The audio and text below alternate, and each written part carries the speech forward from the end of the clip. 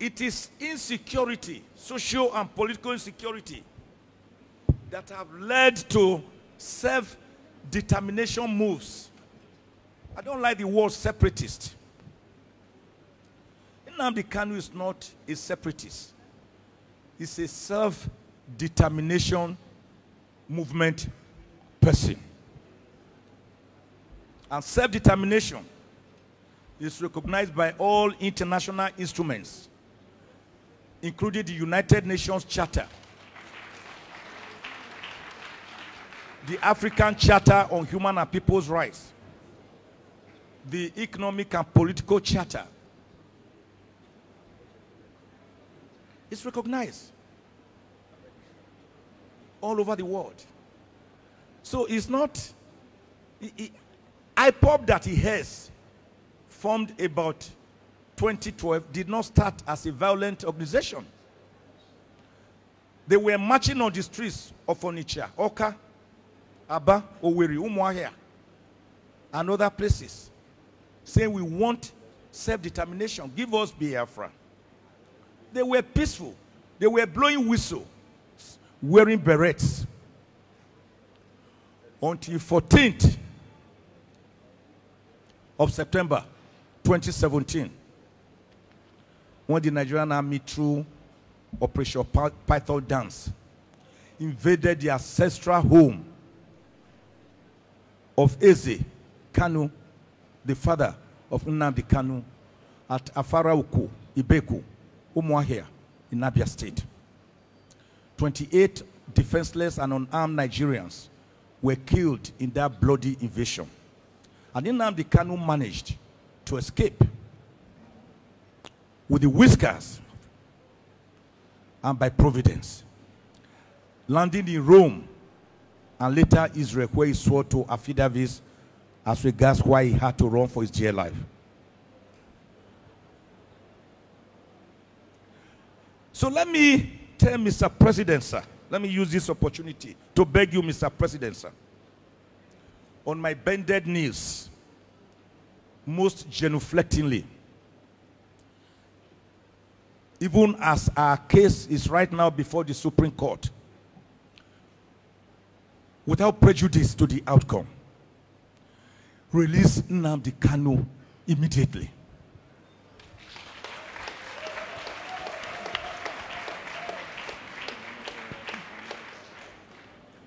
It will help to bring peace and tranquility to the Southeast. It is not the other way around. We are not saying you should subvert the judicial process by doing this.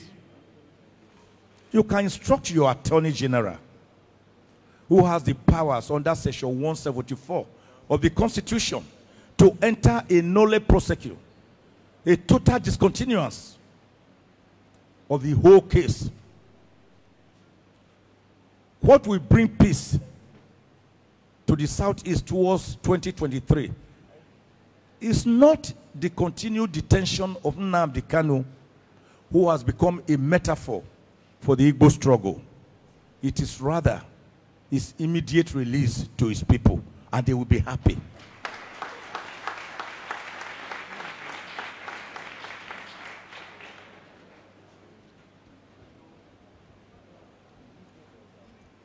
We have 374 ethnic groups in Nigeria, as discovered by Professor Onigu Otite, a great demographer. And of these 374 ethnic groups, we only always remember the Hausa Fulanis, the Igbos, and the Yorubas.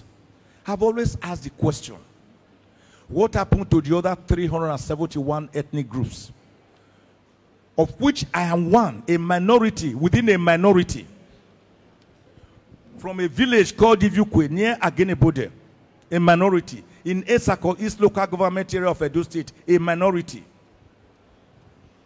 Where do you place me? God is not a foolish God.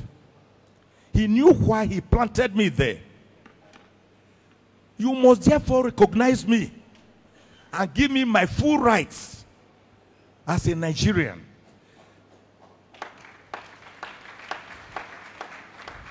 Because I'm not here as a clapper and as a spectator. That is one of the problems of insecurity in Nigeria. Marginalization, non-inclusiveness of certain people, of certain ethnic groups. What happened to the Domas, the Biras, the Chekiris, the Urobos, the Jos, the Ogunis, the Efiks, the Bibios, the Esakos, Ishans, Benis, the Igbagis, the Zulus, if you just recognize only 3 to 4 ethnic groups. That is itself a sleeping magma that can erupt into a volcanic eruption.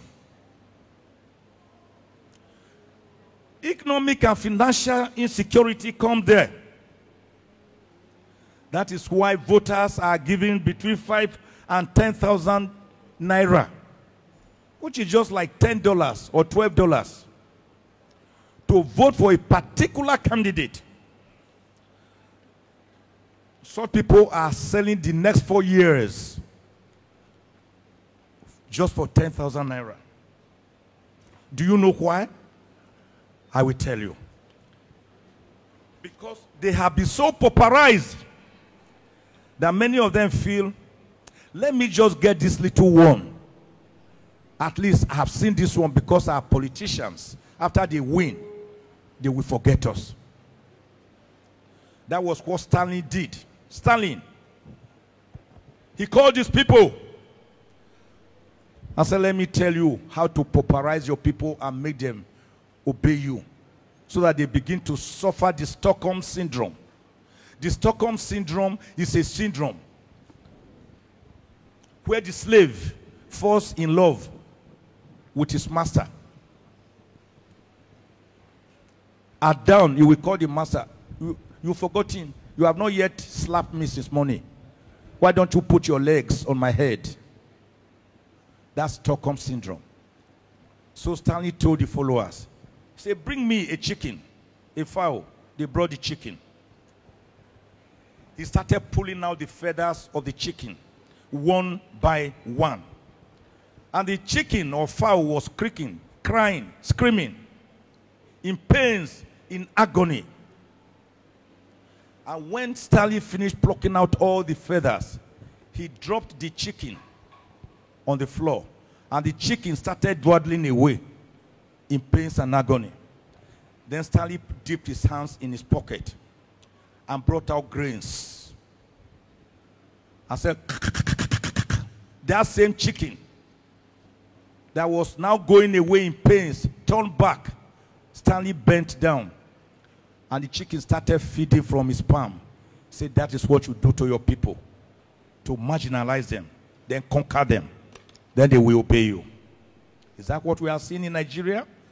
Is that why people will buy, will just be giving 10,000 naira, 5,000 naira, and a small mudu of rice, grains of rice, and salt, Maggi cubes, and you go and vote for a person that you would not have voted for ordinarily?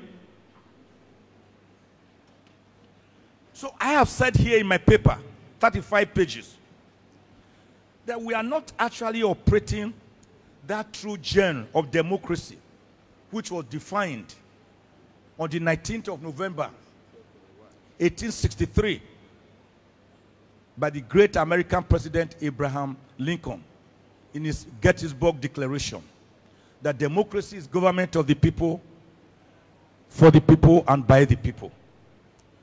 We are operating different forms of crazes, but not the demo. What are the forms of crazes? Have coined out. One is called electionocracy. What is electionocracy? Electionocracy is a form of government that we practice in Nigeria, where at every 4-year intervals, we have a ritual of going to the polls to elect or select our leaders. After selecting them, The leaders use the first 1 year touring around, greeting the people, thanking them. He uses the second year to construct some roads that will be washed away by the first rainfall, and build culverts, and build hospitals that will not be equipped. 2 years have gone. Then by the third year, underground electionary campaign starts. So they have not governed. They have not given democracy dividends. I call it electionocracy. We have a second crisis in Nigeria, which is not demo. That is judocracy. Judocracy is a form of crazy where presidents, governors, senators, and House of Representative members, and House of Assemblies, and chairmen of local government councils and legislators are conceived, incubated, and delivered in a course of law when litigation comes over election.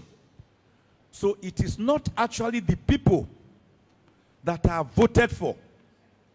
It's not the candidate voted for by the people through the ballot box that may eventually turn up to be your governor or president. I call it judocracy. I have another form of government that we are practicing. I call it executocracy. Executocracy is a form of government where the president sees that the people should even be grateful to him for being their president. He rules maximally. He does what he wants. He behaves like Louis XIV of France, who in 1655 was so intoxicated, so inebriated with power, that he stood in front of Parliament and declared imperiously, "L'État, c'est moi. I am the state." That is executocracy. We also practice legislatocracy. Legislatocracy is a form of government where we have 360 near idle members of the House of Representatives and 109 senators. All of them under the Constitution, sitting part-time. The Constitution allows each of them to sit for 6 months in a year, and that is enough.